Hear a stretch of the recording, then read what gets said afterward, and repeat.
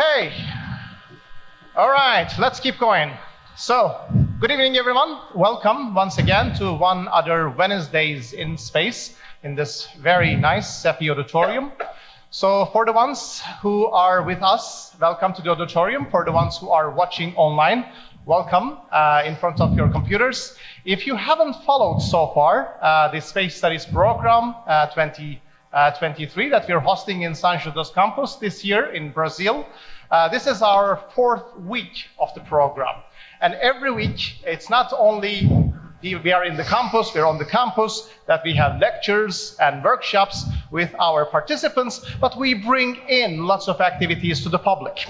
In the former weeks, the first week of the program, we hosted a session with the former NASA chief scientist, Dr. Jim Green and Mikhail Marov.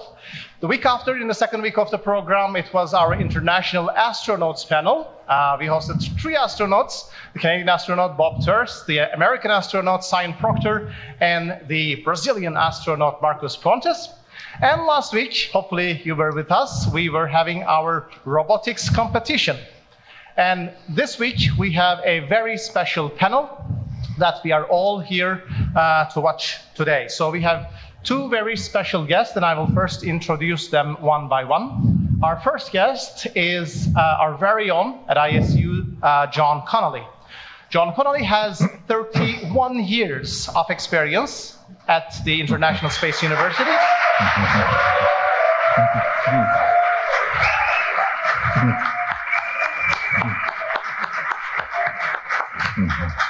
So John is our faculty member at ISU, and he did several roles, including actually being the director of this very program, the director of the SSB in the previous years. So he currently serves as a lunar mission and lunar lander spacecraft expert in NASA's Human Landing Systems program. And in prior NASA assignments, he served as the exploration chief scientist at NASA headquarters, as head of the Human Mars Mission Planning Team, lead of the Human Lunar Surface Systems team, and the deputy manager of the Exploration Missions and Systems Office at the Johnson Space Center. So previously, he also served as the deputy project manager and vehicle engineering manager for the Altair Lunar Lander project. And prior to that, he served in various positions at NASA's headquarters Exploration System Mission Directorate, including the deputy of the Exploration System Architecture Study Team, special assistant to JSC's astronaut office, and senior systems engineer in JSC's exploration office. So John is an author also, and he lectured worldwide on human exploration, especially human space exploration.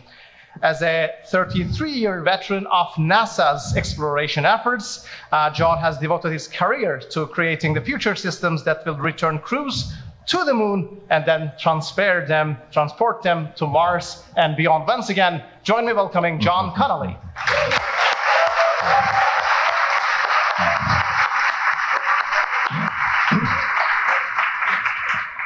And our second panelist today is Dr. Jonathan Clark, who is an assistant professor of neurology and space medicine at Baylor College of Medicine and teaches operational space medicine at the Center for Space Medicine.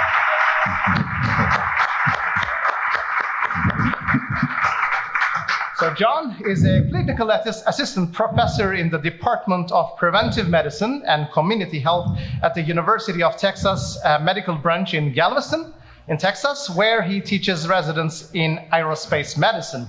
So Dr. Clark worked at NASA as a space shuttle crew surgeon on 6 shuttle missions and was chief of the medical operations branch and an FAA senior aviation medical examiner at the NASA Johnson Flight Center Flight Medicine Clinic. He served 26 years on active duty with the US Navy, where he qualified as a naval flight officer, naval flight sergeant, Navy diver, basic parachutist, and the Special Forces military freefall parachutist. He was a DoD Space Shuttle Support Flight Sergeant, covering 2 space shuttle flights, and flew combat medical evacuation missions in Operation Desert Storm with the US Marine Corps. Dr. Clark is also the medical director of the Red Bull Stratos project, a manned stratospheric balloon freefall parachute flight test program, and chief medical officer for Excalibur Almaz, an orbital commercial space company. His professional interests focus on neurological effects caused by extreme environments and crew survival in space. Once again, welcome please, Dr. Jonathan Clark.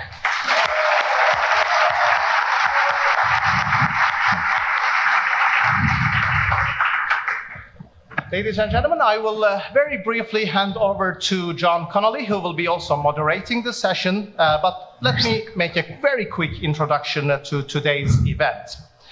As many of you know, Space Shuttle Columbia's STS-107 mission was a milestone for space life sciences, but the mission's vast achievements, accomplishments were unfortunately overshadowed by mission's tragic end. Embedded within this mission are many human stories, obviously, not only of the crew, but of the thousands of people on Earth whom the mission touched. So today, this exceptional panel brings together two individuals who will share their human stories of Columbia's last mission. Of course, Dr. John Clark shares the most personal connection to the mission. His spouse, NASA astronaut Laurel Clark, was one of the crew members lost on the flight. And John Connolly led one of the many teams who searched 3,000 square kilometers of East Texas to recover the remains of Shuttle Columbia itself. So the human stories of Columbia range from the 7 families of the STS-107 crew to the mission flight's controllers, to support staff, to the 22,000 individuals who took part in the largest search and rescue in the spaceflight history. The number of individuals touched by the loss of the 7 crew members made the Columbia mission a truly human story. Gentlemen, the story is yours. Thank you, G2. And thank you all for joining us tonight. John and I are sitting up here in chairs because we want this to be a conversation among friends, sort of like we're sitting in a living room together. And we have a very important story we want to tell you. And we want this to be very personal. So this is going to be from deep within the both of us to all of you. So it's an important story, and it's hard to believe it's been 20 years already. Yeah. So let's see if the magic of technology works.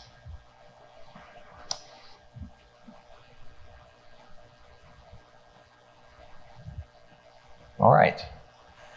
So John probably knew the crew the best, obviously from Laurel, but the rest of the crew as well. So I'll let you tell the story of the crew.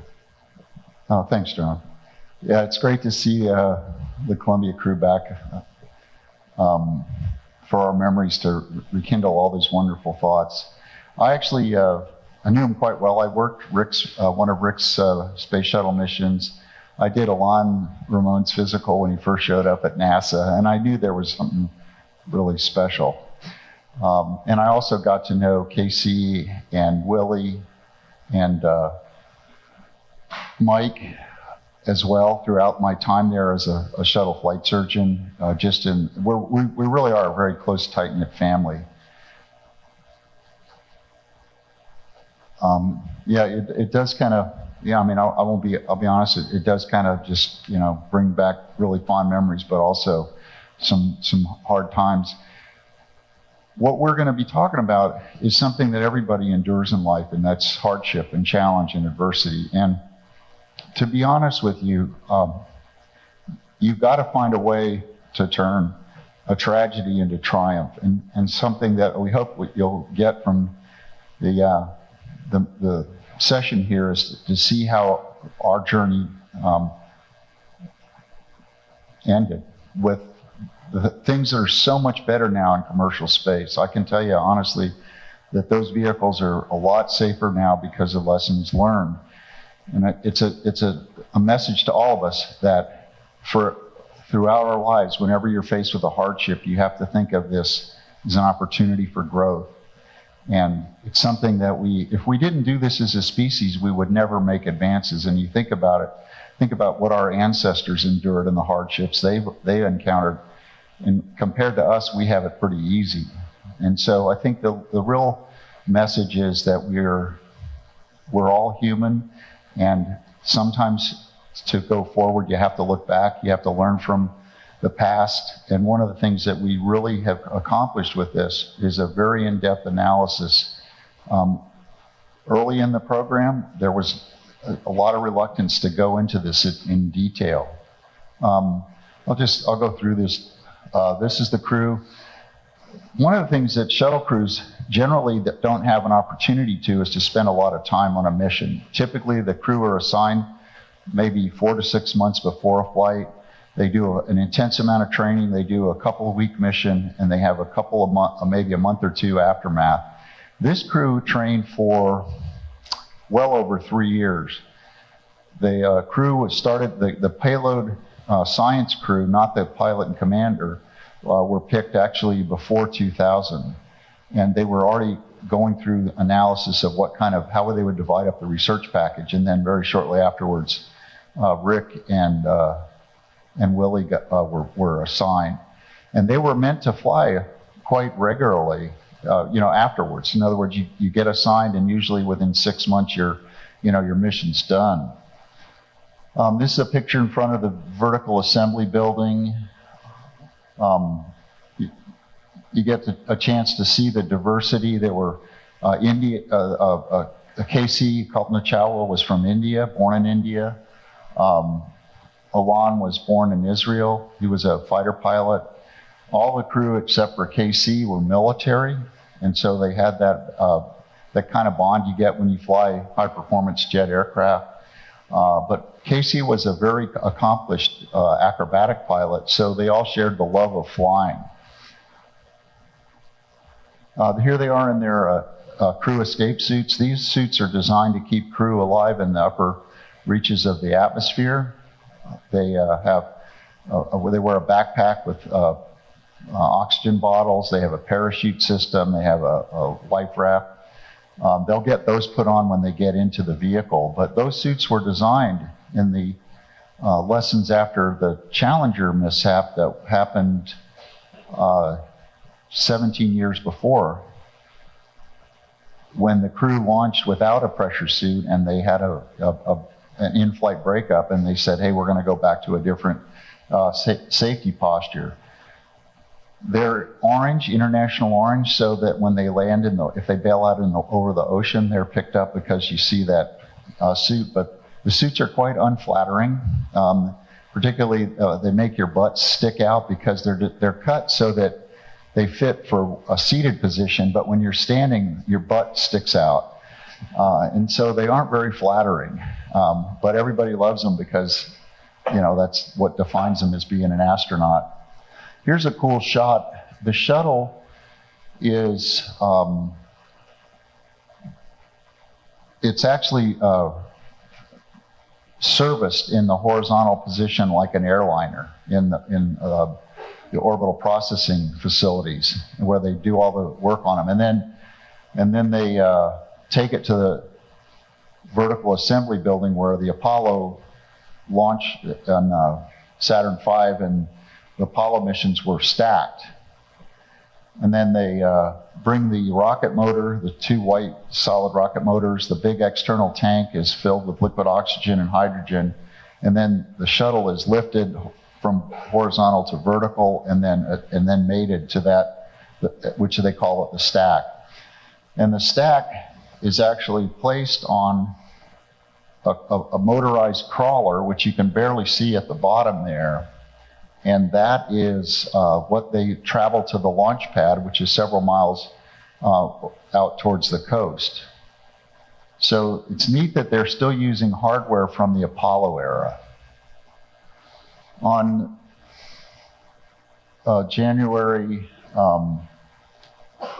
16th, they launched.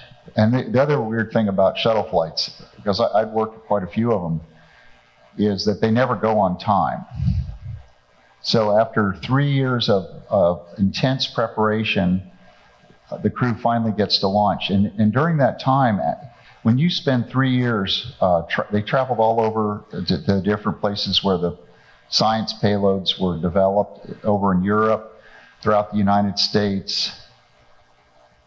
They bonded. They spent quite a bit of time in Holland because they loved to go there. They always seemed to go when the tulips were blooming, and they would go for bike rides. And after a while, you're kind of going, well, this is a vacation, not a job. But everywhere they went, they bonded. They also did a unique experience where, because they were basically constantly getting delayed, they said, well, let's send them on a trip to do leadership training in Wyoming. And so they did a 2-week trip hiking in high altitude mountains, having to carry their gear. And all of a sudden, that really helped bond them. And as a result of that experience, all NASA crews go through a National Outdoor Leadership School expeditionary behavior training. And it's been quite successful in the ISS program. So anyway, they launched right on time. The other thing that never happens is it's during the day, and a nice time of day, instead of, like, say 2 o'clock in the morning. So it was weird. Honestly, I thought we'll never launch on time, because shuttles never launch on time. They can get canceled because of bad weather on the abort landing sites in Europe. The weather's bad in France or Spain. They can't launch, even though the weather's fine where they are. So the fact that it launched on time was just an amazing feat in my feeling. So it launches. It has an uneventful launch until about 73 seconds into the flight, when, and we'll get into this a little bit later, a big chunk of foam, and I say big, it was about just shy of 2 pounds, styrofoam. It's the kind of foam you put on insulating in the spray-on foam you put in your attic. And a 2-pound piece of foam popped off of that orange tank and hit the left wing. We didn't know about that until, the aftermath of it. But I'll just go through the launch and some of the other stuff. I love this quote. So Rick Husband was the commander. He was a very spiritual, wonderful person. He had a loving family, loving wife. He was almost like the perfect person. Great commander. It's very humbling and exciting at the same time to be able to actually go and do the kind of thing that I wanted to do, and the thing that I had looked forward to for such a long time. And we'll go through a little bit of these folks' careers, but you can see that incredible smile on his face. What I find is interesting, as a Navy guy, we never got our names put on the aircraft like the Air Force did. And so you can actually see his name stenciled on the canopy bow of his T-38 jet. So that's a picture of him when he was actually quite young. And his wife will tell you, from before they even got married, he had said he wanted to be an astronaut. So he knew this right off the bat. Wonderful, wonderful guy. He loved singing in church, and he had a wonderful voice and a great smile. There he is. A lot of times when they're doing their training, they're not in their spacesuits. They only do their spacesuit training in the vehicle in the very last few days, because it is so hard to do stuff in that suit. This is one of the shuttle simulators, and the crew would train on different systems, and then they would do what they call integrated sims to practice together. And because they had so many delays, literally they could read each other's minds. Whenever a sim happened, and during the simulation, they throw problems at you, and they just kind of knew what was going to happen, and it was that wonderful way that a team that's really well integrated together just does things just intuitively. It was also because Rick was such a wonderful, really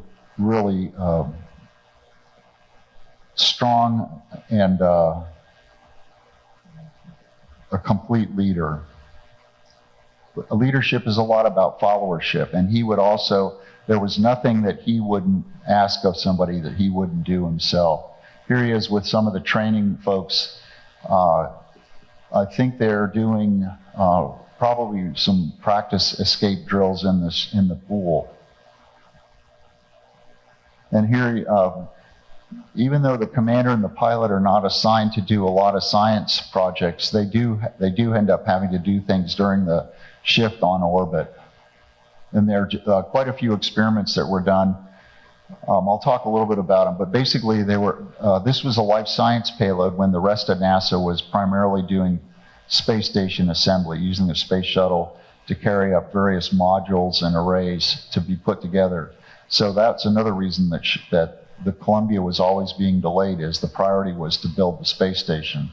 The other thing is the Columbia, which was the oldest orbiter, had an airlock that was not compatible with docking to the space station. So it basically couldn't be used for anything but either a science payload or, as later happened, Hubble repair missions, which would end up bumping Columbia's science mission again. So there you go, there's Rick Husband, a command pilot in the Air Force, an all-around superb guy.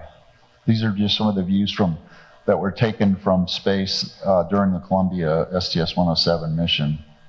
So now, next we'll talk about Willie McCool. You know, what kind of pilot has a name like McCool? You know? And he really was a cool guy, but he was actually a really humble guy. He loved running, and he loved playing jokes and telling stories.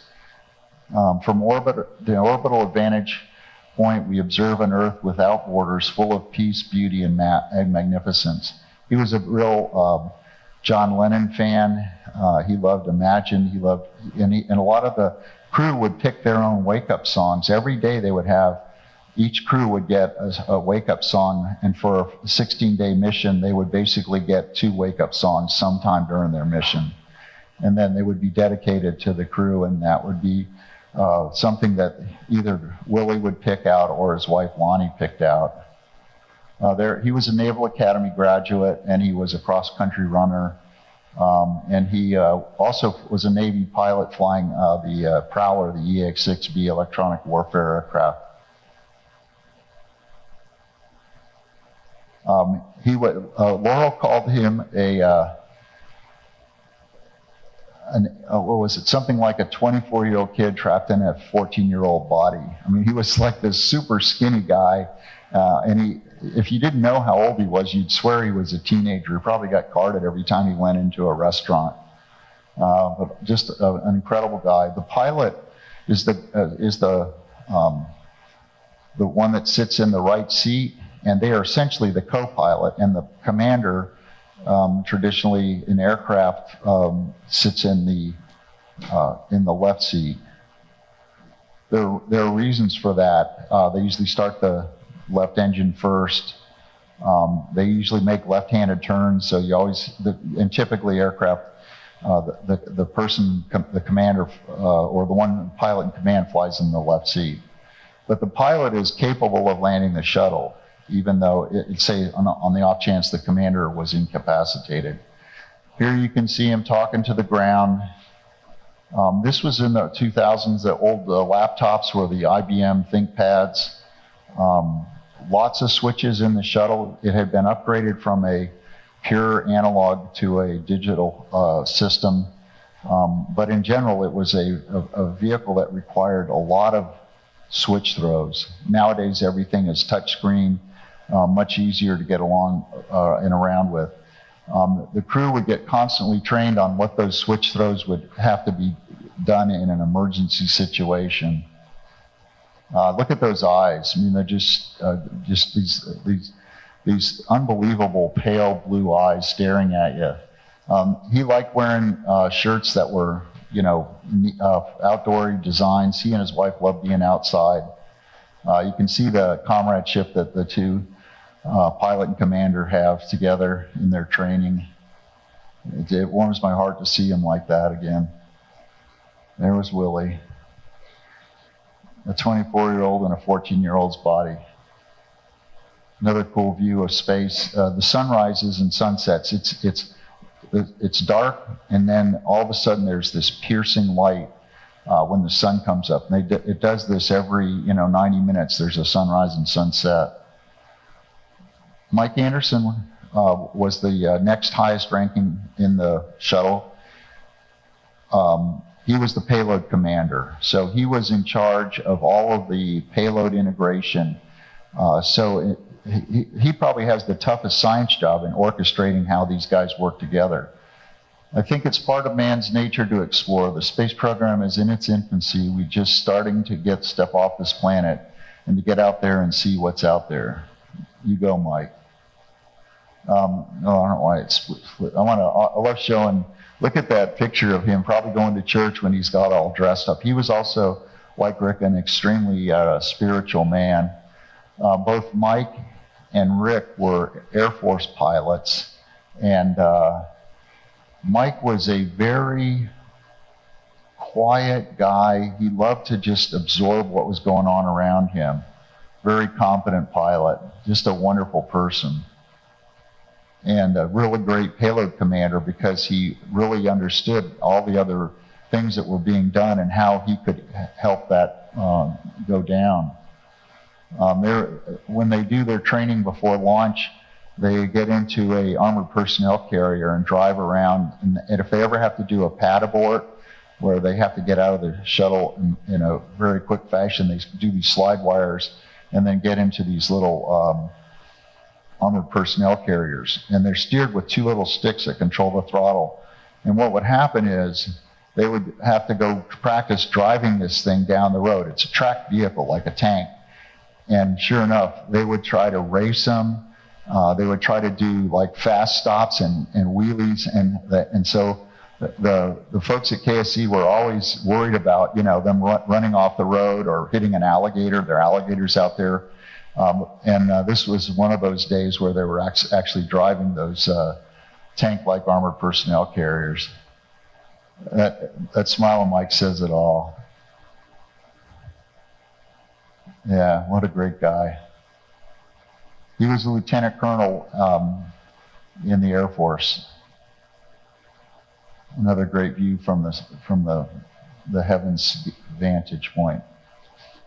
Dave Brown was a Navy pilot and a flight surgeon. That's a rare thing. You don't usually get to be a pilot and a flight surgeon at the same time.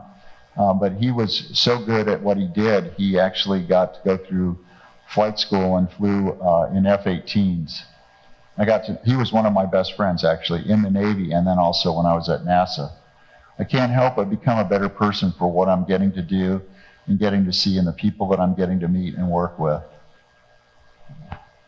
Dave and I did a lot together. At NASA, we were on a mishap investigation, and we would have to fly to different centers and do things. We had our own planes. I had a Mooney, and he had a Bonanza, and we had a deal where whenever any of us would break down, the other guy would come pick us up, and it happened like literally every month. We were picking each other up somewhere broken down. But I love flying with him. He also had a Super Cub. Yeah, he was one of my best friends. He was on the, so Willie, Mike, and Dave were on the Blue Shift. This was a 24-hour-a-day mission, and so they had to split the crew into two groups. And so Willie, Mike, and Dave were the Blue Shift, and the other four, Rick, Alon, Laurel, and KC were on the Red Shift. So you'll sometimes see them wearing their different colors.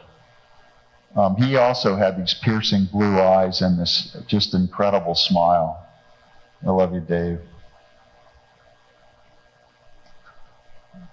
KC, nobody ever could say Kapana Chawo right, so she just kind of morphed into KC. And so she was a really wonderful person too. Here's the crew after an integrated sim in mission control where they have just practiced a landing sim. And that's Leroy Kane, who was the flight director for ascent and entry. And you could see the track on the background where they were basically flying a shuttle heading alignment circle to do a landing. And they would do a picture in mission control with the plaque, and also with the mission control and the crew team. So there you can see the crew in that photo. KC, it's easy for me to be motivated and inspired by seeing somebody who just goes out, all out to do something. KC was one of these incredible positive spirits. She and Laurel were particularly close. We would often go to each other's house and have cultural night, much like you all would do tomorrow. And I remember at one of Casey's parties, Laurel and my son Ian dressed in traditional Indian garb. And it was just one of the most incredible pictures I've ever seen. Should have put it in this talk, but I just didn't think about it. There's Casey with looks like a champ, or no, either a Satabri or a decathlon, but she loved to do acrobatics. And she grew up in India and was just like a supercomputer, and ended up transferring into the US, where she worked at Ames Research Center, which does a lot of aeronautics work. What a great person. I love you, Casey. And she was responsible for a lot of the physical science experiments. Laurel and Dave were responsible for a lot of the life sciences, and then we had also earth science stuff like Alon's MEDEX experiment, and also combustion sciences. They had little flame balls they did in space, and those were some of the coolest pictures ever. In microgravity, when you light a piece of fuel, it burns in a perfect sphere, and it's very, there's no waste product. It just burns completely, so it's this beautiful little blue sphere. And they would see how long these little flame balls could float around in the combustion chamber. Casey had this beautiful smile, and she was just the most lovable, hugging kind of person you could imagine. I love you, Casey. Laurel was the love of my life. We met in Navy dive school. Long story about that, but I was always trying to get her in trouble because it would take the heat off of me. And she swam better than every one of us, all the men. She was the only woman to complete the class, and she kicked our butts routinely. And we didn't start dating until after dive school, because that would have been kind of weird, but we would go on dive trips, and then finally we ended up getting married. That was a wonderful thing. I can't believe she married me. I guess she must have felt sorry for me or something. I had people when I was growing up who I could look up to as positive examples. If I can be a positive example for children and young people, then I think that's a good thing. She loved kids. She was constantly going to schools and talking about her career. She was the love of my life. She loved outdoor stuff. She loved climbing, sailing. In fact, I'm going up next week back to Wisconsin, where she was from, and do a canoe trip with her granddaughter named Laurel. I love you, Laurel. They called her Floral because oftentimes at NASA she would wear these vivid floral outfits. And traditionally NASA was kind of a stark black and white, drabby colors. And finally people started to do that to carry on her tradition. Here she's doing a science experiment because it's life science, and she's doing specimens. She has to wear gloves. She and Dave Brown were responsible for doing a lot of blood draws on the crew. I love you too, Laurel. Yvonne Ramon. In my life, I experienced a lot. To be in space, to look at Earth from space and be able to contribute to human life so much must be great. When I met him, I felt something. I thought after the mission, he would become Prime Minister of Israel. He was a wonderful person, Fortunately, his spirit lives on in Rona, his wife, who created the Ramon Foundation, and to this day is doing an incredible job in the Middle East with STEM outreach. And her tradition lives on to this day and carries on Alone's torch as well. I love you. Look at that smile, man. He was a very accomplished pilot. He was involved with the raid on the Iraq Syriac reactor in the 80s, and he was the last guy in the bombing run, and they thought he was going to get shot down. He was revered in the Israeli Air Force. I love you too, Alon. They named the airport at a lot after him, and it's a pleasure. I was able to go there during its dedication. He also had this just incredible smile.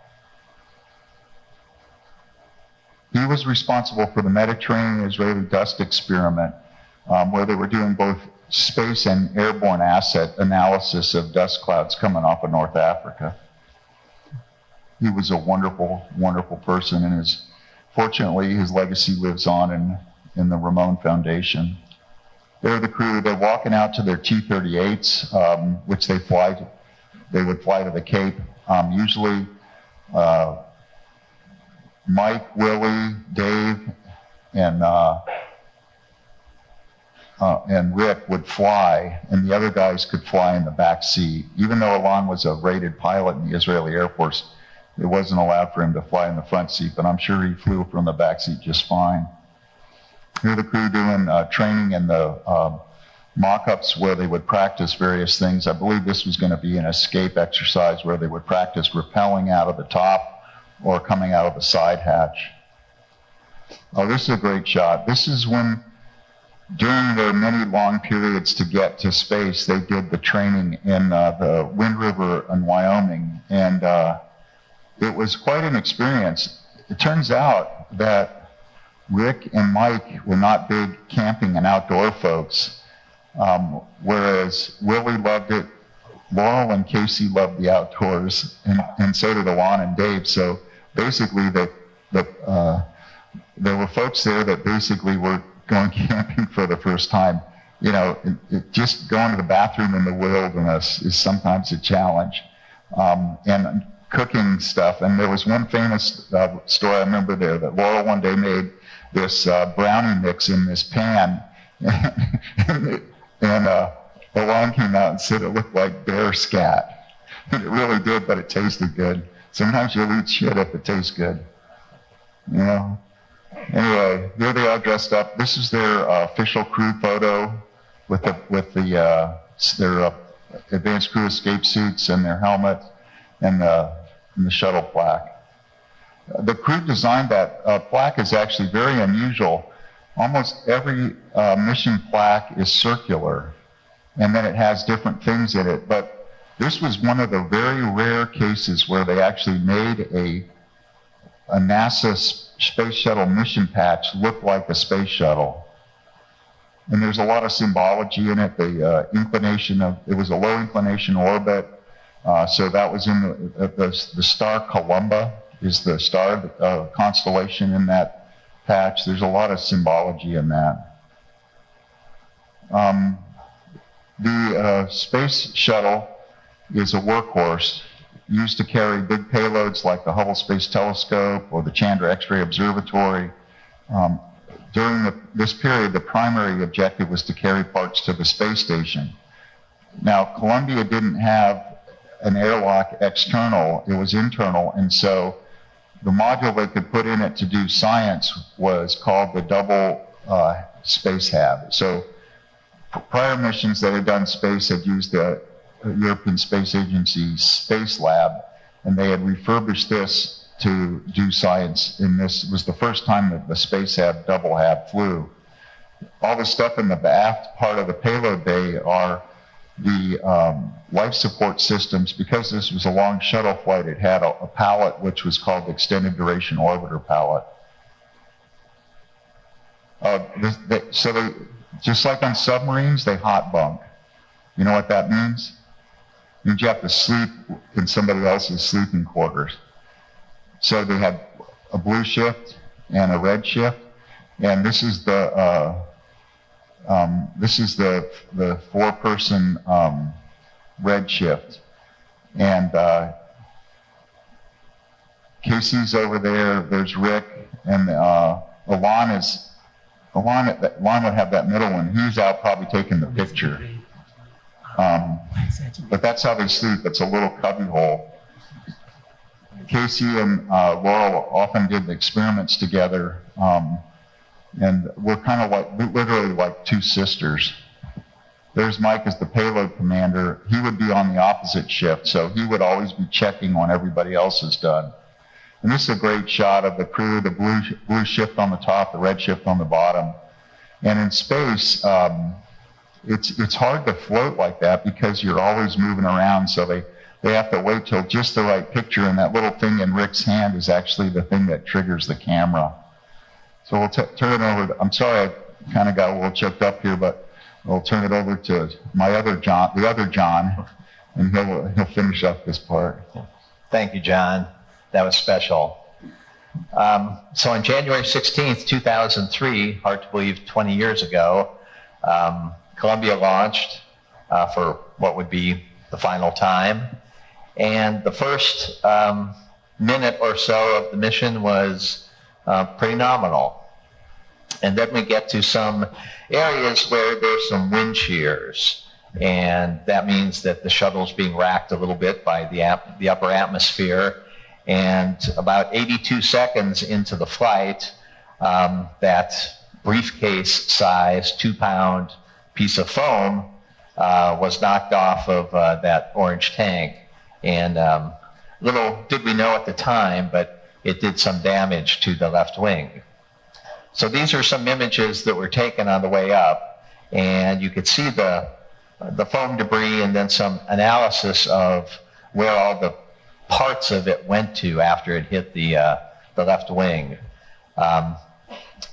If we could get this to play, let's see, whoops. Might need you guys in the booth to press the space bar to get this to play. But this shows, this is a video that shows the foam coming off the bipod and hitting the left wing, and it may not play for us, but it looked pretty bad. If it wasn't foam, you would think this is a bad thing, but it was foam. So how much how bad could foam be? Well, it turns out that it's accelerating as it left its location. It gets into the slipstream, and the shuttle's traveling pretty fast at the time. And by the time it hits the wing, we calculated it was going about 900 kilometers an hour. So even a 2-pound block of foam going 900 kilometers an hour is going to do some damage. When the vehicle got to orbit, the crew was told that there had been a foam strike, and we've had lots of incidents with the space shuttle over the years where little bits of foam would pop off the tank, and they might do a little bit of damage, but we haven't really seen anything that was very serious.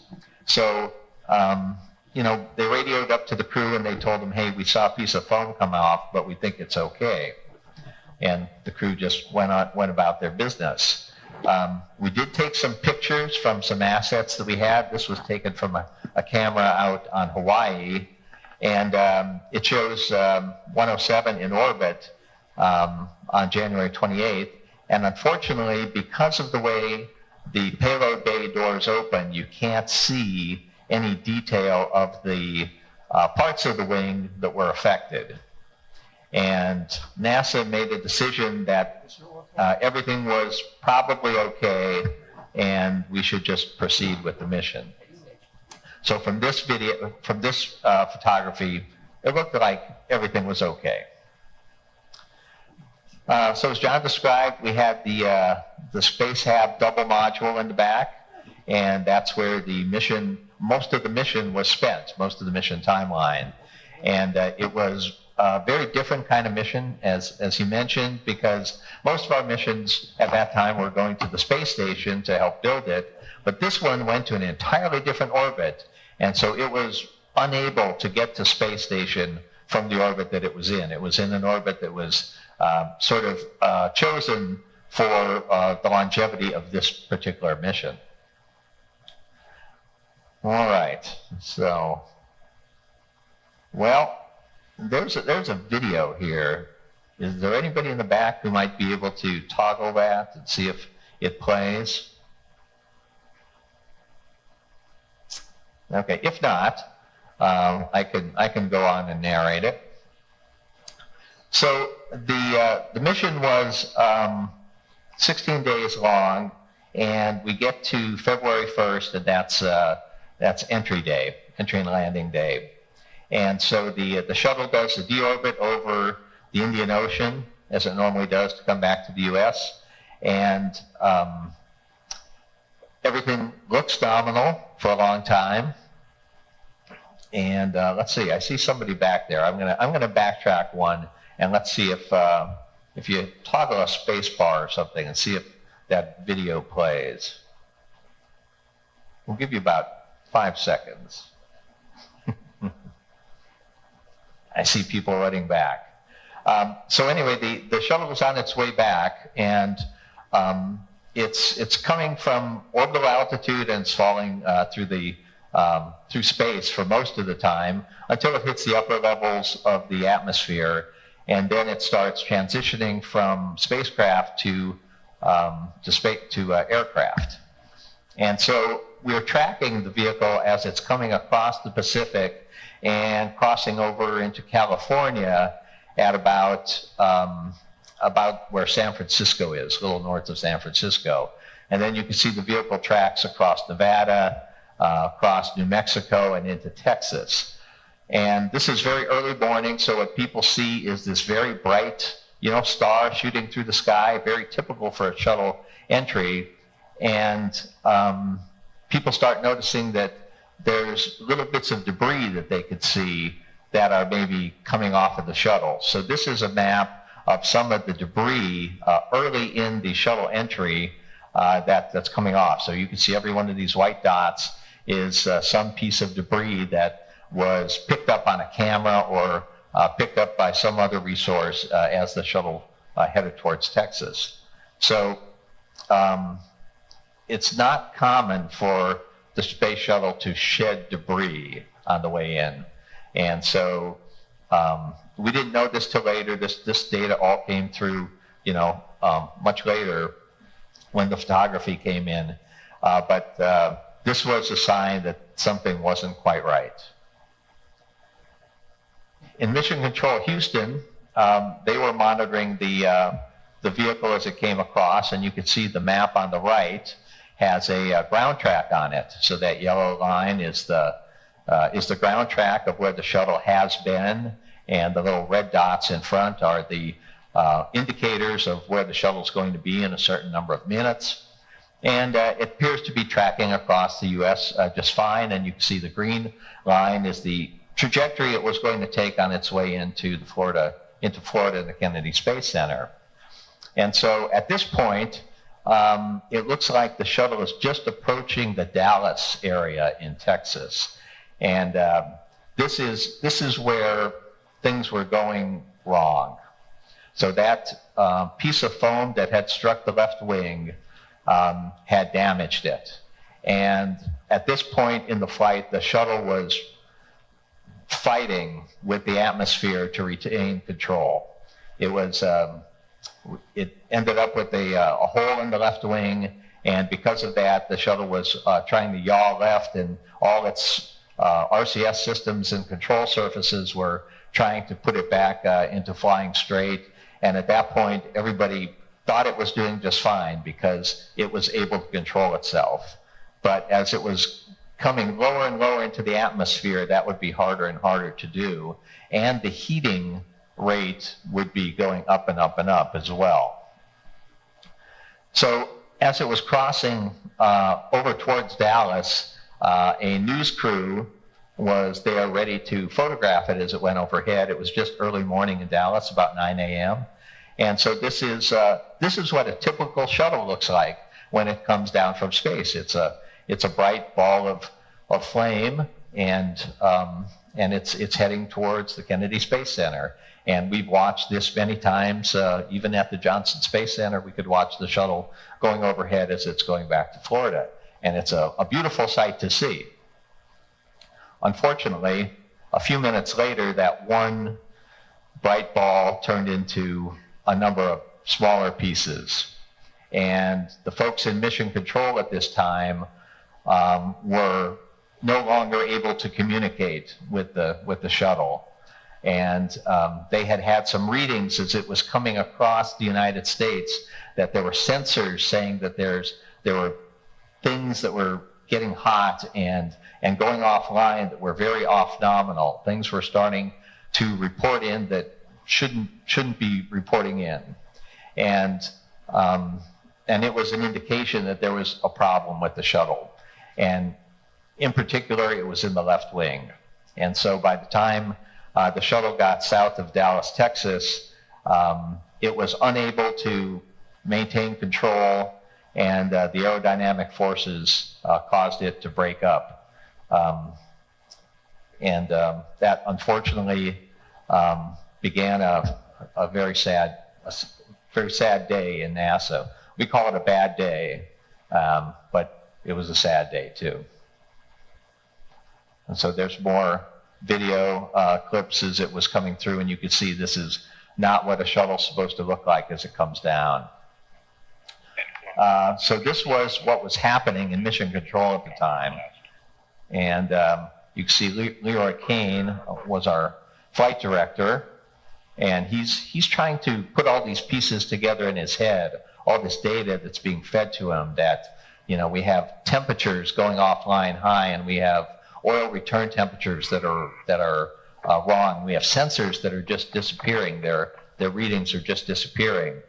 And sitting next to him is Charlie Hobaugh, who was communicating with the crew up until that point. And the communication between Rick Husband and Charlie was pretty normal up until the very end. And Mission Control would report, hey, we see these sensors going offline and we're tracking them. And I think the last thing Rick was able to say was, Roger, and that was the last we heard from them. So there were a lot of military planes in the sky at the time, so we had some tracking data from them. There were television cameras turned towards the sky, watching the entry. There were a lot of individuals who were just outside with their cameras looking at this. And everything indicated that at that point, the shuttle lost aerodynamic control and broke up due to aerodynamic forces. Good.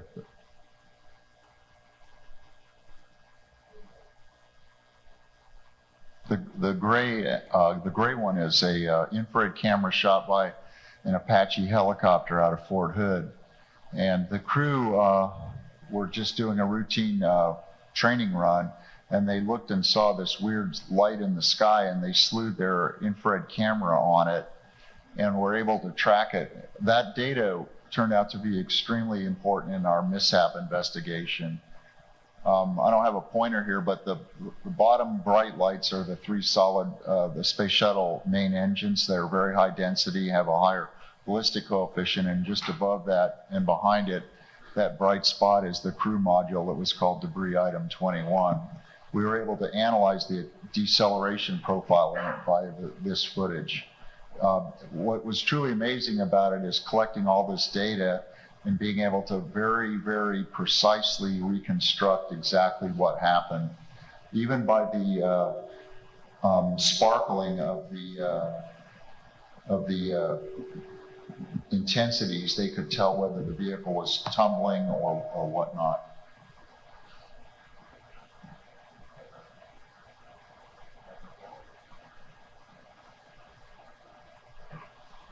So that's what was happening in the sky. On the ground, telephone calls were coming into emergency services that there had been a plane crash and parts of a plane were falling from the sky. And there were odd pieces of material laying in people's yards and on highways and across a vast swath of North Texas. And suddenly it became clear to everyone that the shuttle was not going to make it home. In fact, at KSC, John, you were probably there with the family, and the shuttle is a physics machine.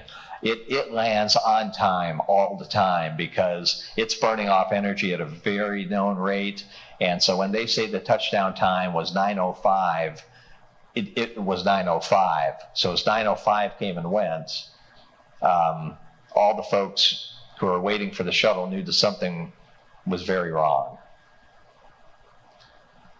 Actually, what they were hearing, when the shuttle, when any vehicle goes through the sound barrier, either going through it, accelerating or decelerating, it creates a sonic boom. And because all these items are coming down separately, what people thought, it sounded like a rumbling train derailing, just massive, like intense rumbles. And we hear the shuttle when it decelerates above the Kennedy Space Center, and it makes a it sounds like a double-barreled shotgun, a boom boom, and it'll actually set off the car alarms with the vibration. So there was people in West Texas were literally or East Texas were literally terrified because they were hearing these massive, almost explosion-like sounds, which were the sonic booms coming in. So the NASA response, this was Saturday morning, 9 o'clock. The NASA response, from me and many, many others is, we got to get into work. So, something's happened, we got to get there and see what we can do. And so we arrived there, and the first thing I did was they put me on a telephone bank of people calling into NASA reporting that they had found one object or another that had fallen from the sky. And quickly, we saw tributes like this start showing up outside our gate at our sign, and it was clear at that point that there had been an accident and that the crew wasn't coming home. So at U.S. facilities worldwide, flags all went to half-staff. This is a flag at the South Pole. So even as far as the South Pole, everyone knew what had happened and were paying tribute to the Columbia crew. The president went on television later that day to tell the American public what had happened. We knew very little at the time, other than, the shuttle had broken up over Texas. We didn't know why. We had just started picking up pieces with a few people that we had sent up there. The big question at that point was going to be, what happened? Why did this shuttle that had been flying since 1981 suddenly not make it home? So this is sort of where I get most involved in the process. I wasn't involved in the mission at all. My wife knew the crew much better than I did.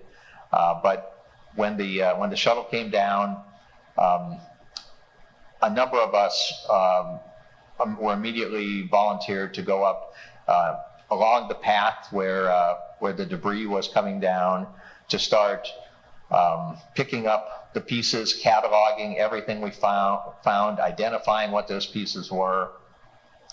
And almost everywhere we went, we'd found big pieces, little pieces. It had been as though the shuttle had come apart and was snowing pieces along a track across Texas.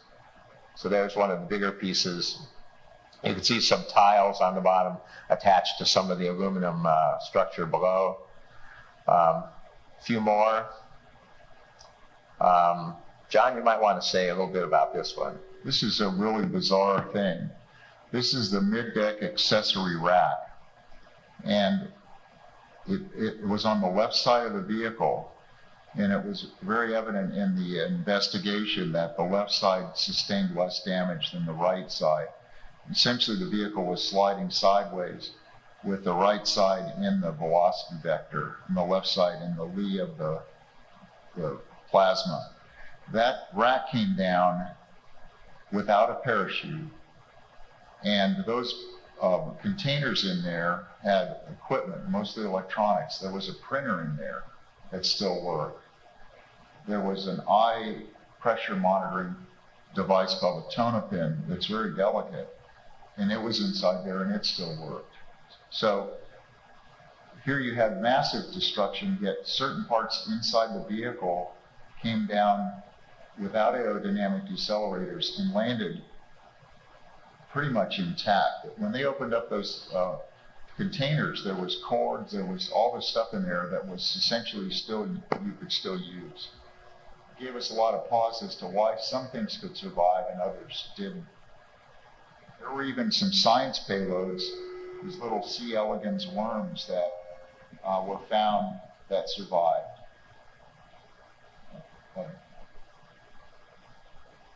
And there were some things that were a little more personal. We analyzed all of the flight crew equipment and all the crew module that we could to try to understand what happened to the crew.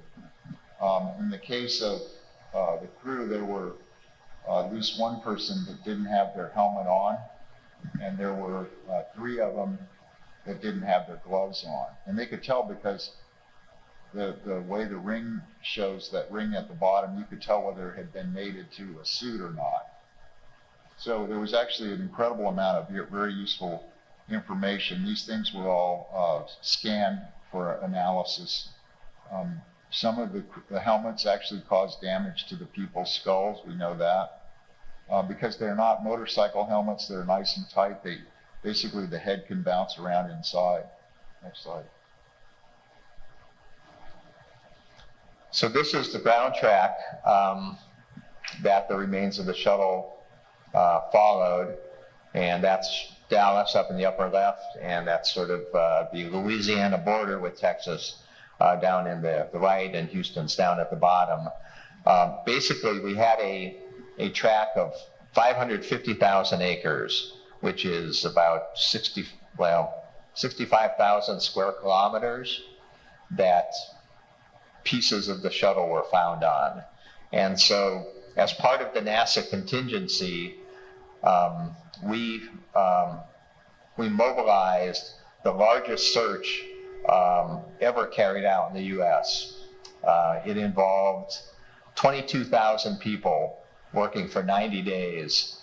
And our job was to recover as much of Columbia as we could. And so I was lucky to be part of that.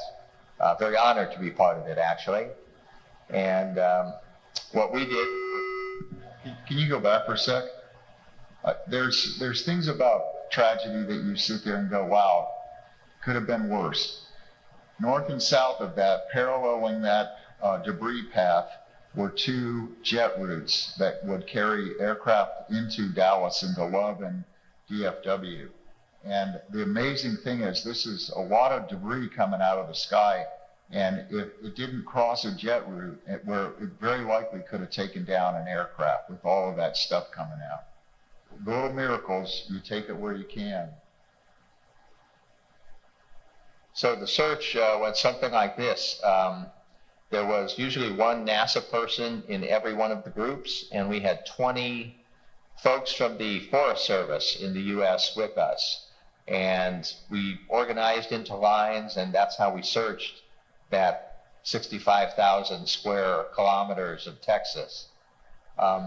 Some of it was easy, most of it was hard, because it was hilly, it was muddy, it was cold. Everything that nature could throw at you, we saw there.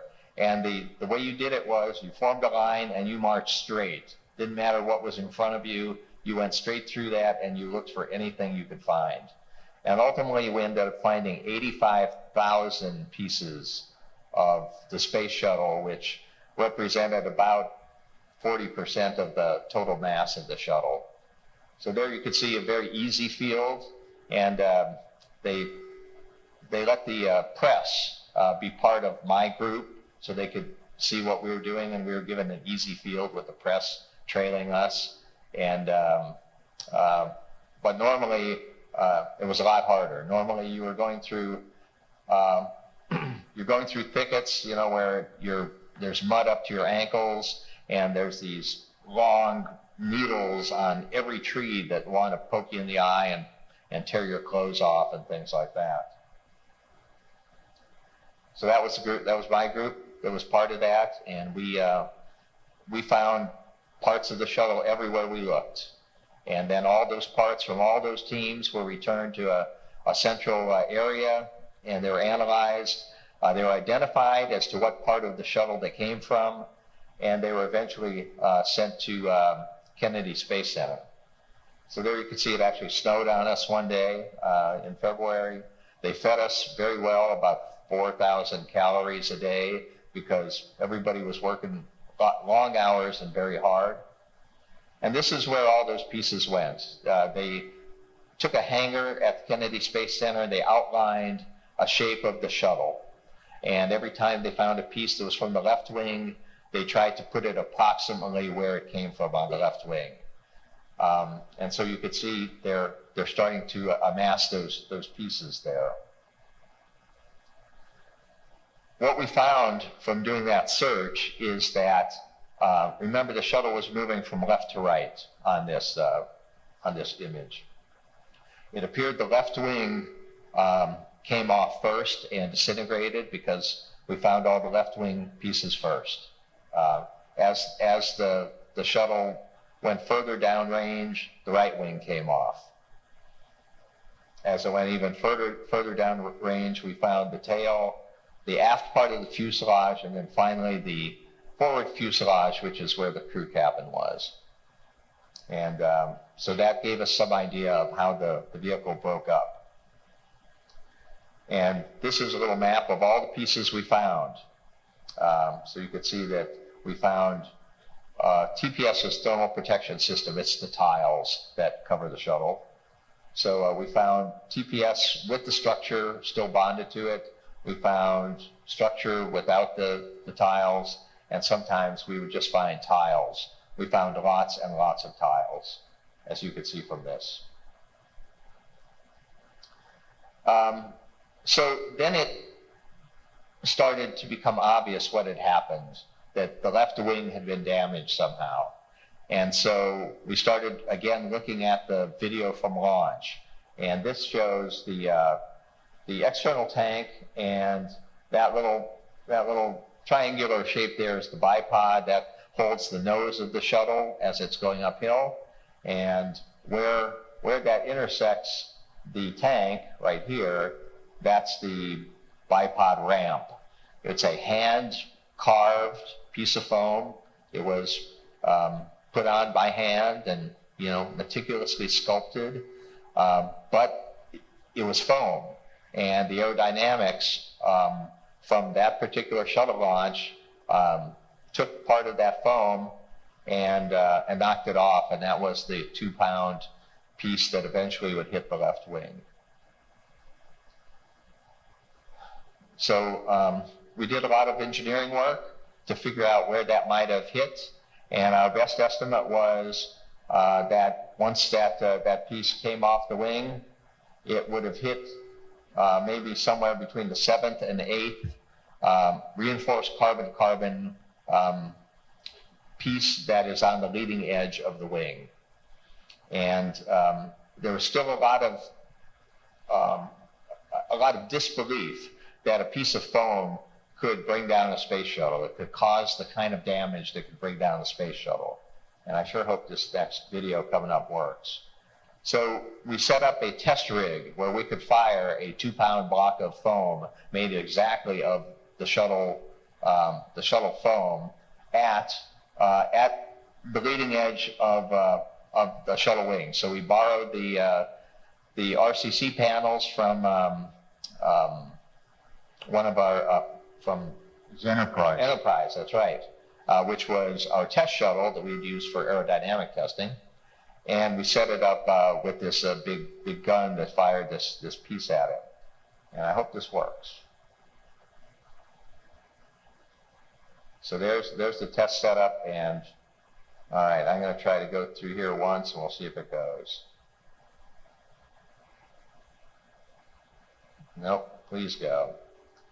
Anyway, had this worked, you would have seen the foam come from the left and hit this panel here and glance off of it and explode into a million pieces.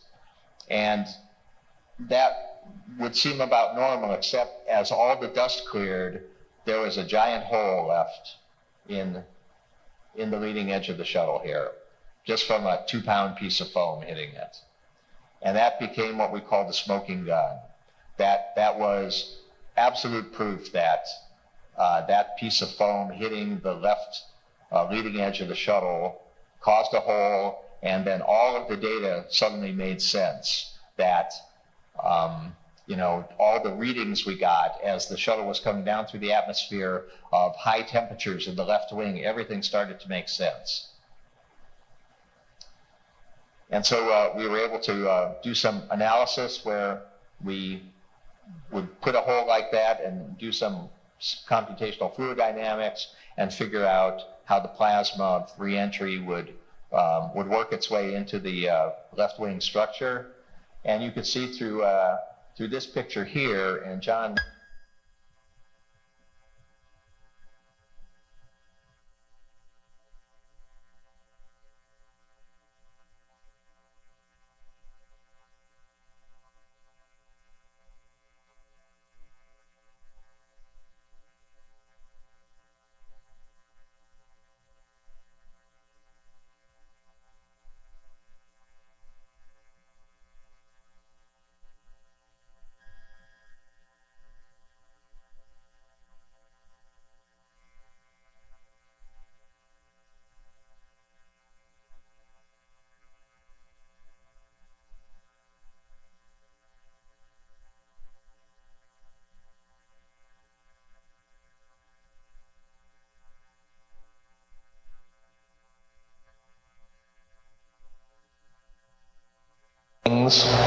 And other places on the shuttle, and it gave us more and more clues about what was happening inside the left wing as it heated up, as it came down through the atmosphere. It was kind of weird because only the left wing was instrumented. So they just had it on the left wing, they didn't have it on the right side. And also, it wasn't a crash-worthy flight data recorder. It was never intended like the black boxes on airlines. But we found it stuck in the mud, and it was in good enough shape that we were able to get all the data from it. So we were able to reconstruct this trajectory of the last few minutes of Columbia. We knew that, and this isn't very much time as it goes by here. At some point, the vehicle loses roll control and starts pitching nose up. And really only a few seconds later, the main body breaks up. And not too long after that, you get a lot of the breakup of even the crew cabin part of the vehicle. So all this happened very quickly within a matter of a minute or so. But there probably was some period of time here where the crew knew they were in trouble. And we actually did a very in-depth analysis after the Columbia Accident Board, which was the first year that just said, hey, the foam caused this hole in the left wing. The spacecraft Columbia Survival Investigation Team was formed, and I was on that, which is kind of weird because I was a family member, but I was also a NASA civil servant who had a lot of mishap experience and aircraft mishap investigation. From the time that the crew knew what was happening till they were unconscious was probably 47 seconds. So it was a period of time that they actually were doing things to try to rectify the situation, as bad as it were. In the analysis, when we pieced together the cockpit switch panels, we determined unequivocally that the pilot, Willie McCool, on the right-hand side was restarting the auxiliary power units, which was the main item in loss of control response scenario. So they were fighting it till the very end. All right, and then as more and more pieces were collected in the field, we kept adding those to the floor of the hangar at Kennedy, and eventually all those pieces were curated and are now kept in the vertical assembly building in a very secure space, but they are preserved for history. Interestingly, when we had the Challenger accident, we buried all the parts of Challenger, but for Columbia, we preserved it for posterity. Our survival team spent 2 weeks in the vertical assembly building, going through the crew module area, basically reconstructing the crew module to try to determine what we could on lessons learned. There's the pieces of the left wing that we were able to find, the RCC panels that are part of the leading edge, and we found everything, much of it, except for the panels where we think the foam hit. So that would have been definitive had we been able to find that, but it's probably quite damaged. John, do you want to take us home? We spelled resilience wrong. My fault. No, I'm a big guy in understanding resilience and how it's powerful as a tool for us to deal with hardships and adversities. And from my perspective, it's really important that we learn from things and make it better. When we do mishap investigations, the fundamental thing is it's not about finding fault, it's about finding cause. And so a lot of times it's like, well, who's at fault? That's the first thing you should think of. Absolutely not. There's no fault. It wasn't like somebody deliberately did this. It's all about cause. And if you can figure out what the causes are, you can attempt to make it safer in the evolution of future vehicles. So a big part of the lesson for you and I in everyday life is to learn from adversity and challenges and make it better for those that follow. Particularly when, this is a picture of Ian and Laurel. Actually, this is a weird story, but they did a little piece on Columbia before the mission that was in Scholastic News for Kids. And these were photos from it.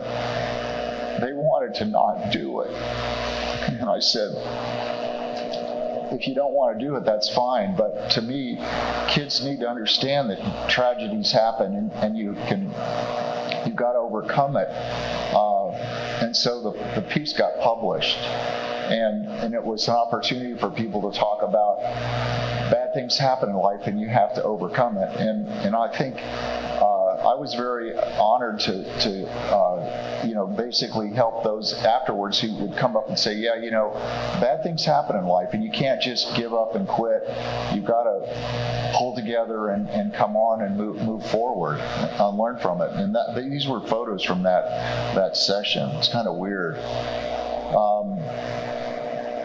About half a year after the mishap, they decided to name a point. There are many 14,000-foot mountains in Colorado. There are 100 of them. Unfortunately, this Columbia Point everything had been named that was 14,000, so this is like 13,900. But anyway, we went up to Columbia Point, the families, and that's Ian. And they put a little plaque up there, and there's actually an engraved plaque if you ever go there. We're planning on probably going back there in the next year or so. But we took a picture of the crew. We made this kind of like the Inuits have a nookshuks, and you build these things. There's, I think, a picture of our whole team. This was, many astronauts came on this, Scott Korzinski, with with the families. I was surprised that the families themselves and young kids would go and make it up to 14,000 feet or close to that and not pass out. But it was a really wonderful day to celebrate life.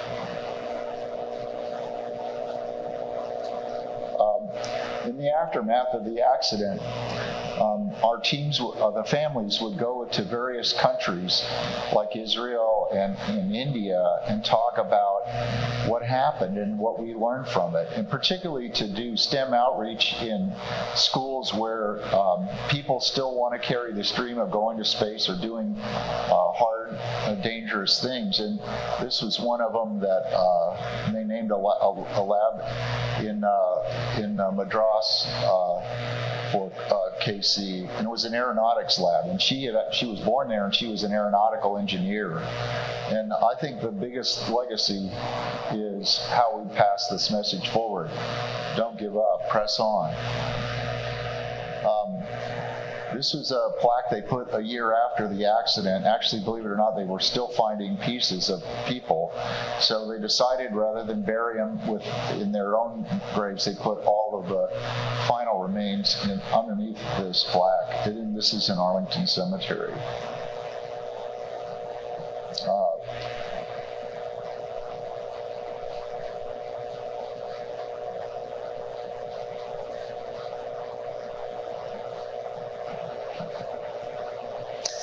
That last picture, John, because it shows that the crew were just normal people. Yet they were all special, but yet they were all folks like you and I. Yeah. Don't miss them all.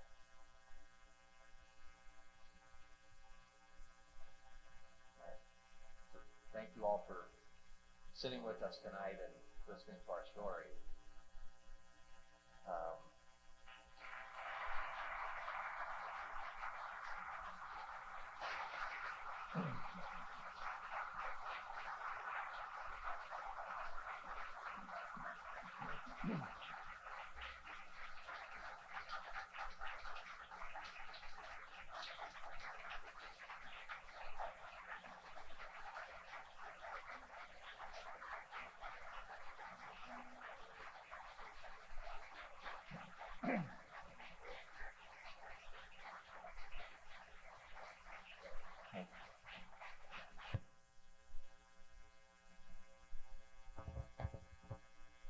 Have such a big family out there.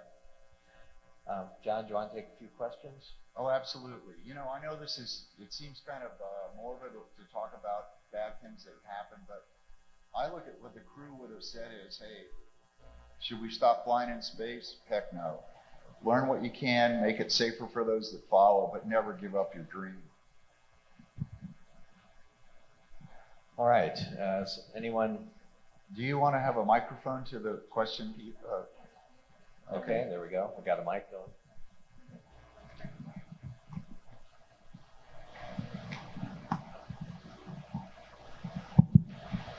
Thanks, both Johns. Heartfelt thanks for this talk. It was really great. I think Columbia does leave a definite legacy. Casey inspired me to be an astronaut. She was from very close to my hometown in Karnal in Punjab, so that means a lot. I wanted to ask about the future of human spaceflight safety. I think with the very rapid advancement that we've had with commercial human spaceflight safety, do you think we're doing enough, or do you think there are concerns, and how can we be more proactive to ensure safety of the future astronauts going up? That's a great question.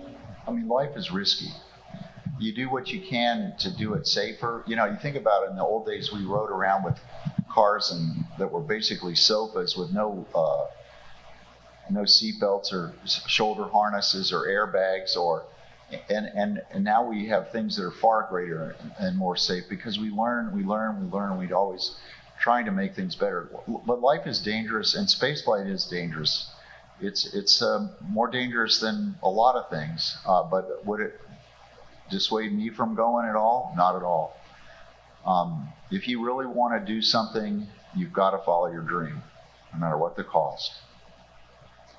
And I agree. I think spaceflight is safer now than it's ever been, because we now have many decades of experience, but it's an order of magnitude less safe than just about anything else.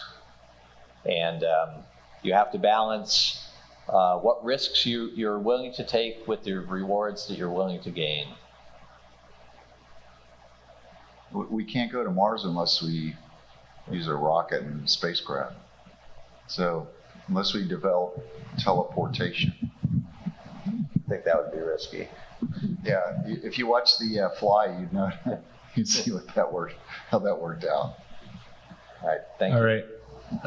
Thank you so much for this talk. It's definitely put me into interesting headspace. I can't imagine how that must have been for you, but I really, really, really appreciate it. My question is kind of two-part.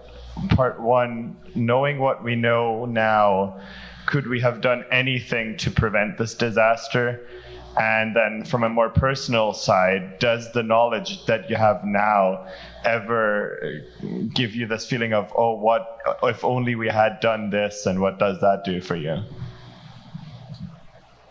So we've played a lot of what if games. What if we did this? What if we, had the crew go outside and take a look at the wing to see if it was damaged? What if we used other assets to try to take pictures of it? Was there any way to get them to space station? There was not. So we've played all the what if games. And I guess in a perfect world, if we found out on the very first day that this crew that the vehicle was damaged, I think NASA would have shifted into their mode of turning over heaven and earth to try to save the crew. And there were ideas such as sending a second shuttle up as soon as possible. So you power down the shuttle that's on orbit to make it extend its on-orbit lifetime as long as possible. You prepare a shuttle to go up as quickly as possible, and you devise a way to get the crew from one shuttle to the other, and you just abandon the damaged shuttle in orbit. In fact, that was the very plan after Columbia. Near the end of the shuttle program, you've probably seen pictures of 2 shuttles on the launch pad for missions that were not going to the space station, like a Hubble repair mission. And the idea was, if we went to Hubble and that shuttle got in trouble somehow, there was another shuttle sitting on the launch pad with a crew trained to go up and rescue the crew in that other shuttle. So yeah, we did learn from Columbia, and it was one of those things that sometimes engineers and managers do, where that kind of damage was just outside our experience base. We didn't anticipate that something that bad could have happened from a foam strike, and that's unfortunate. Maybe that's the biggest lesson we got out of this, is that when we see something, you really have to dig into it to make sure it's not a problem. I mean, we've done a lot of analysis on this, the what-if scenarios. For sure, there were a lot of unknowns, and the other quandary you face is you're going to put another shuttle crew at risk. To do a rendezvous like that would have been very risky. The Columbia did not have a robotic arm, so it couldn't do an inspection with a camera, and it also couldn't have deployed that arm to try to hook up with another shuttle. Since then, they've actually done scenarios where they would always have a shuttle arm on a shuttle, and they practiced simulating a vehicle-to-vehicle transfer. So the bottom line is, those are the kinds of things you learn. For example, a safe haven on space station, or a shuttle rescue mission with it was called STS-400, that would go up and recover STS-125 if they had damage like the Columbia had. So we definitely made it better for those that follow. The reason I was involved in these high altitude jump programs is because there was often this question of, well, could even somebody survive, a transit through this sound barrier without a spacecraft or a vehicle. And we actually showed that you can go through, and we did it on 2 separate occasions in different suits. So we know that a human can go through the sound barrier without a vehicle protecting. A suit itself is a pressure vessel, and it's actually like a self-contained airbag.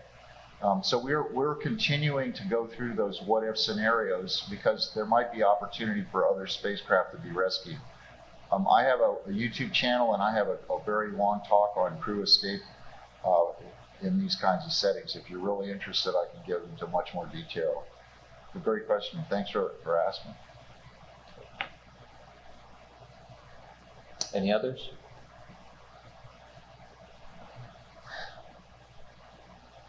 And feel free to contact us if you do. Okay. You know where we hang out. Yeah. Oh, one more. Hi, Tyler Gill here. I'm from Canada. I chuckled a little bit when you talked about weather patterns over alternate landing sites, because one of the alternate landing sites in Canada is in Goose Bay, Newfoundland, which the weather there is never good. So I'm curious, what other alternate landing sites exist around the world that you would take advantage of if required? Yeah, so I work for a commercial space rescue company, and we cover the downrange abort for SpaceX for the commercial missions. You're right, because it's a high inclination orbit going to the space station, it basically parallels the East Coast up to Newfoundland, Nova Scotia. As it exists now for the SpaceX Crew Dragon, if it has an abort that is not able to be an early abort, like after first stage separation, where it could divert to the East Coast of the US, if it's a downrange abort, they will separate from the vehicle, which they can do, and it's been demonstrated. And if you want, I can show you some really cool videos of the tests of those.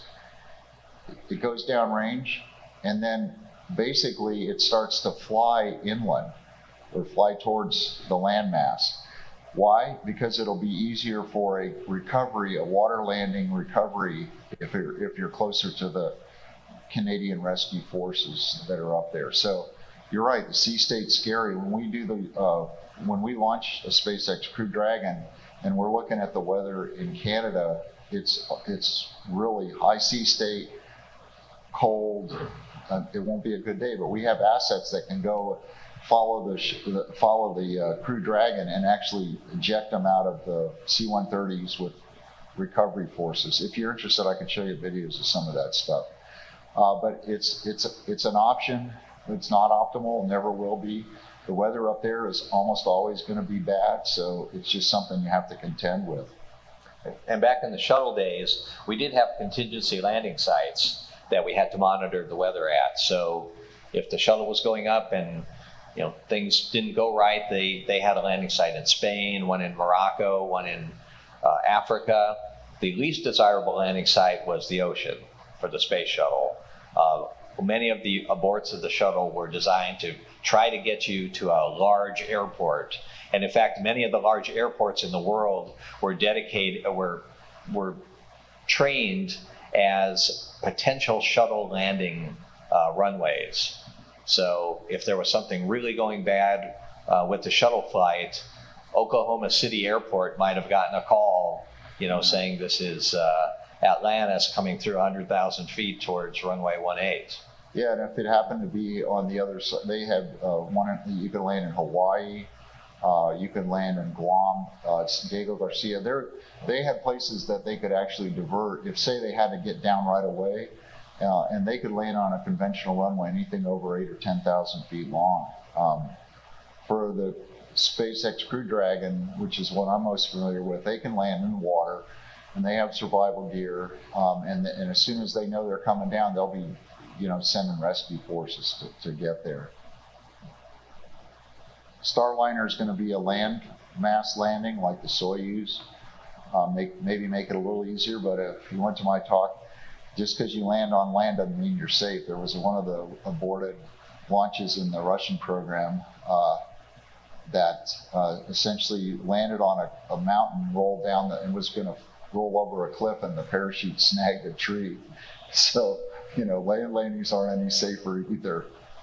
And the Russians got attacked. They had one where they were being attacked by wolves, if I recall. Right. That's why they carry a gun. Yeah. Okay. Great questions. Yeah. Thanks a lot. Oh, one more. Hello. Thank you for the talk. We could never actually experience what you experienced, but you really felt like being there for a few moments. It was so vivid the way you all described. Really amazing.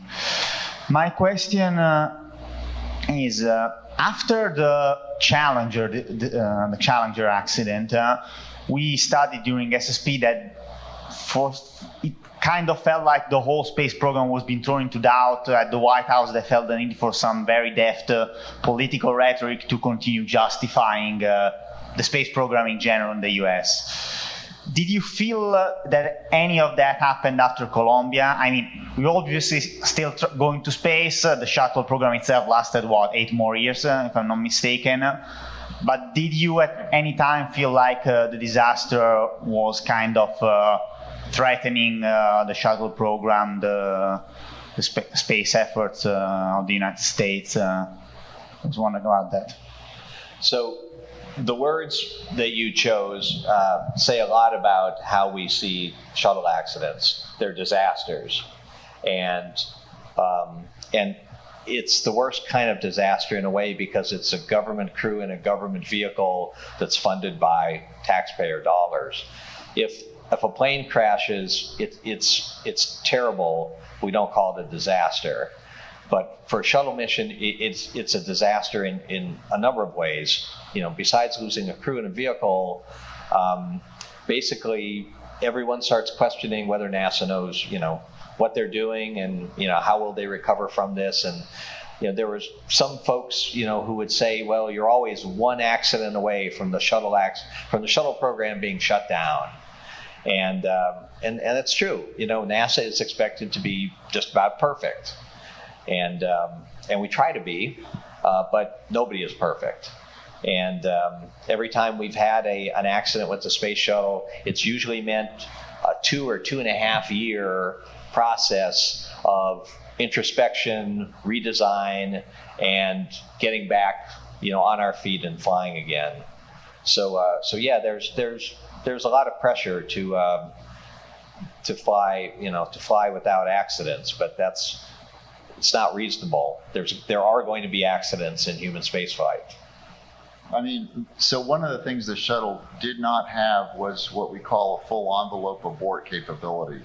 During the period where the solid rocket motors were lit, there was no way, no matter what happened, for them to do an abort. So what we found is we always need to have a full envelope abort capability. Capsules can do that really well with a launch escape tower or rockets that push them away from the vehicle, even downrange after staging first and second stage separation. Actually, the shuttle in its last decade was safer by a factor of 10 compared to the early shuttle. There were many of us who wanted to continue to keep flying it or turn it over to a commercial entity, but it did have that inherent fatal flaw, which is it did not have full envelope escape or full envelope abort options. But the Crew Dragon has it, Starliner, Soyuz has that. They have a very robust escape tower system, and actually in 2018 it saved a crew. And these are not things that happen in the very remote past. They happen even within the last half a decade. Space is hard. It's you don't do this we do this because it's in our genes, but it's hard, and hard things sometimes have consequences. Hi, good evening. Firstly, Dr. Clark, I'm so sorry for your loss. And also, I'd like you to thank you too for this talk. My question is, how can I say? I was really surprised by how young they were. And I'm sure here in the audience we have many students who are who are starting their careers in science today, myself included. And I'd like to ask, what would you say to these young people with your experience and also dealing with tragedy, but contributing to science today? Well, I mean, thank you for your comments. Part of our species mandate is to continue to discover new things about ourselves, about our universe, about our world.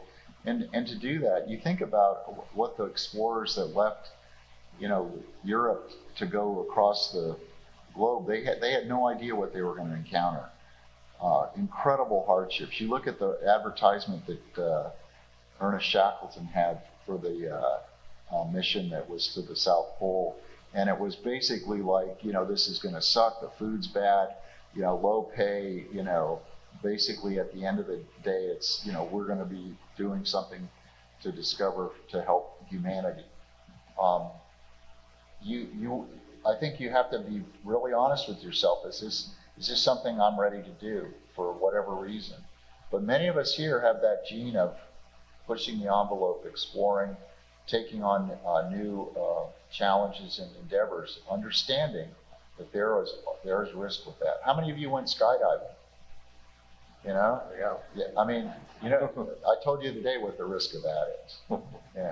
It's a 1 in 100,000 jumps, fatal outcome. I mean, so we do stuff, drive a car, we do, so the bottom line is, are you going to quit living because there's a possibility of it? What you do is you prepare for it. If you're going to go jumping, jump out of a good drop zone with reputable people like you did, do your due diligence. There are things that you have control over, but you can also just say, I don't want to do this today. You can go in a vertical wind tunnel and practice free falls, and there's virtually no risk from it. So you want to do that? That's one way to do it. I still jump and I still go in the vertical wind tunnel, and I do it because it's part of who I am. So do it because it's for you.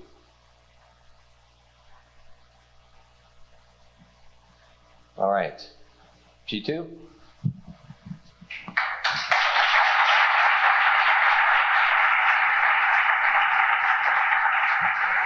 Okay, so Thanks for your questions.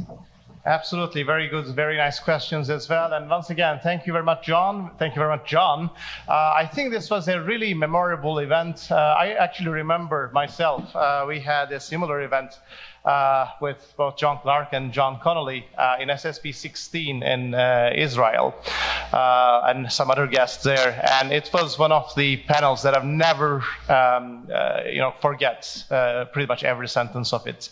As an engineer as well, it teached a lot. And I'm sure, we have lots of people here, which we call the, future of the space sector, sitting in this room, and I'm sure what they listen today will stay with them forever, and hopefully will make a change which is currently ongoing for the future of the space flight. Once again, thank you very much, and we have 2 very special local gifts to you from the local in Brazil, so I would like to share them with you.